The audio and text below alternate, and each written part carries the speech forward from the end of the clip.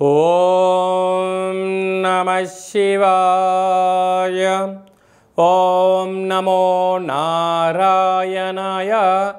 నరదృష్టి నివారణ కాళభైరవాయ నమో నమః. ఓం కాళకాళాయ విద్మహే కాళాతీతాయ ధీమహి తన్నో నరదృష్టి నివారణ కాళభైరవ ప్రచోదయాత్. హరి ఓం. ఓం మహాదేవ్యై చ విద్మహే విష్ణుపత్ని చ ధీమహి తన్నో మహాలక్ష్మి ప్రచోదయాత్. హరి ఓం.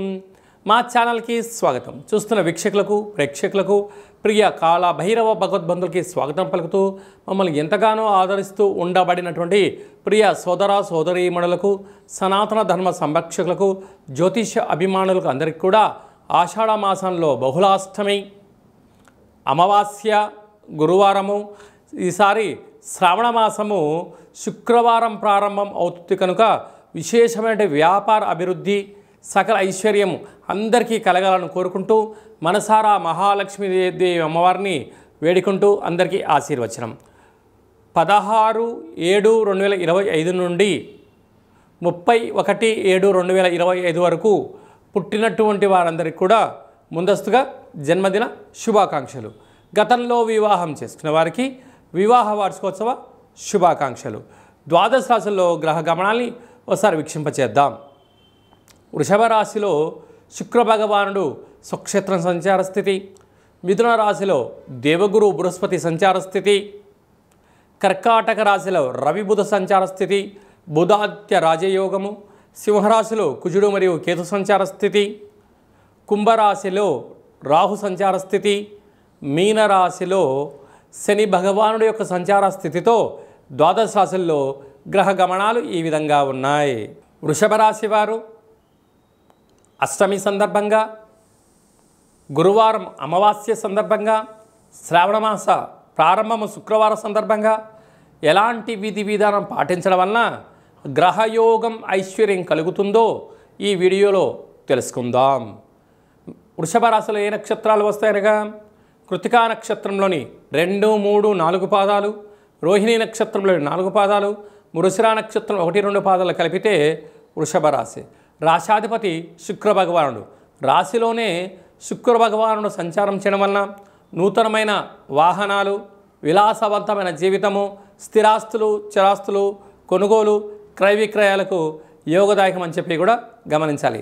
రెండవ స్థానంలో దేవగురు బృహస్పతి సంచారం చేయడం వలన గురువులతో, తల్లిదండ్రులతో ఆధ్యాత్మిక చింతన కలిగి ఉండడం వలన ఆనందం విపరీతమయ్యి ఉన్నతమైన స్థాయిలో ఉంటూ రాజసన్మానాలు, గజ సన్మానాలు, ఆధ్యాత్మిక తీర్థయాత్ర ప్రయాణాలలో విజయం సాధించడం జరుగుతుంది. తృతీయంలో బుధాదిత్య రాజయోగం ఉండడం వలన ప్రభుత్వ ఉద్యోగ ప్రయత్నం చేసేవారికి ఇది చాలా మంచి కాలము. అంటే తండ్రి తర్వాత వచ్చేటువంటి ప్రభుత్వ ఉద్యోగం కానీ, అంటే అమ్మగారి దగ్గర నుంచి వచ్చేటువంటి ఉద్యోగం కానీ వచ్చే అవకాశాలు చాలా దగ్గరగా ఉన్నాయి. దయచేసి ప్రభుత్వపు ఉద్యోగస్తులతో మౌనంగా ఉండండి, ధ్యానంగా ఉండండి, గౌరవాన్ని ఇవ్వండి, గౌరవాన్ని పుచ్చుకోండి. ఐశ్వర్యానికి, ఆనందానికి వృషభ రాశి వారు సొంతమవుతారు. వారితో గొడవలకు దిగారా ఉండేది పోతుంది, ఉంచుకునేది పోతుంది, రాకుండా కూడా మీకు మీరే ఇబ్బంది పరిస్థితి అవకాశాలు కల్పించుకోవద్దు అని చెప్పి జ్యోతిర్విజ్ఞానం తెలియచేస్తుంది. అలాగనే అర్ధాష్టమ కుజుడు, అర్ధాష్టమ కేతు కనుక దయచేసి రుణాలు ఇవ్వద్దు, రుణాలు తెచ్చుకోవద్దు. దూరవాయు జల ప్రయాణాల్లో ఆటంకాలు అధికంగా ఉన్నాయి.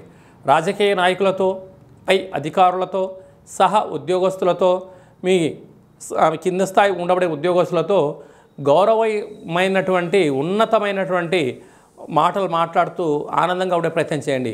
వీరితో మీరు గొడవ పెట్టుకున్నారా సర్వత్రా మనశ్శాంతి లేకుండా అనేక రకాలుగా ఇబ్బందికి గురవుతారని చెప్పి కూడా గమనించగలగాలి. అలాగనే మనకు విశేషంగా రాజ్యస్థానంలో రాహు ఉండడం వలన ఉద్యోగంలో మార్పులు, స్థిరంగా ఉండాలని మీరు అనుకుంటుంటే స్థానచలనం కనపడుతూ ఉంటుంది. ఏకాదశంలో శని భగవాను ఉన్నాడు కనుక ధర్మమేవ జయతే, మీరు ధర్మంగా ఉన్నంత వరకు అద్భుతమైన విజయం మీ సొంతమవుతుంది. హోటల్ వ్యాపారస్తులు, నీటి వ్యాపారస్తులు, వ్యవసాయ సోదరీమణులు, గృహ భవన నిర్మాణ కార్యక్రమం చేసేటువంటి వారు, సాఫ్ట్వేర్ ఉద్యోగస్తులు, హార్డ్వేర్ ఉద్యోగస్తులు, మార్కెటింగ్ రంగంలో ఉండబడిన వారికి చాలా మంచి కాలము అని చెప్పి గమనించాలి.